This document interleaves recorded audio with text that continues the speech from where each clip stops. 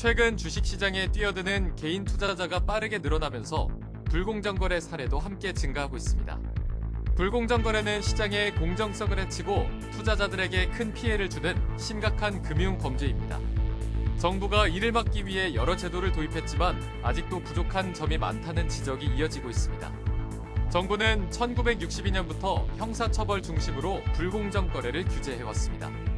2015년부터 해마다 과징금 제도를 도입해 시장 질서 교란, 불법 공매도 등 3대 불공정 거래 행위로 규제 대상을 확대했습니다. 하지만 여전히 문제는 남아 있습니다.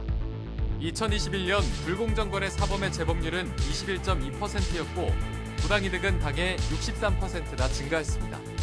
게다가 과징금 산정 기준이 피해자 피해 금액이 아니라 경제적 이득에 초점을 맞추고 있어서 과징금 액수가 미흡하다는 지적이 있습니다. 불공정 거래 조사는 여러 기관이 협력해야 하는데 현재는 이 부분에서 허점이 많습니다. 조사기관 간 협력이 부족하다 보니 중복 조사가 이루어지고 조사 기간이 길어져 증거인멸 가능성도 커지고 있습니다. 예를 들면 금융위와 금감원이 역할을 분담하지 못하고 중복 조사로 시간을 낭비하고 있는 상황입니다. 금융위는 컨트롤타워 역할을, 금감원은 실무조사를 맡아야 한다는 목소리가 커지고 있습니다. 불공정 거래를 적발하는 데 핵심적인 역할을 하는 건 내부자들의 공익신고와 자진신고입니다. 미국 증권거래위원회처럼 익명신고를 허용하고 포상금을 대폭 올려야 한다는 주장도 나오고 있습니다.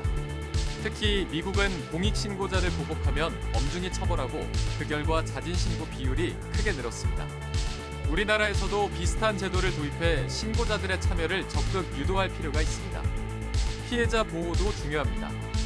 현재 투자자들은 불공정 거래를 입증하기 위해 회사 내부 자료에 접근하기가 어렵습니다. 증거 게시 제도를 도입해 피해를 본 투자자들이 회사 내부 자료를 열람할 수 있도록 해야 한다는 의견도 있습니다. 국내 투자 시장이 점점 커지는 가운데 불공정 거래에 대한 해결책을 정부가 내놓을 수 있을지 금융업계와 투자자들의 이목이 집중됩니다.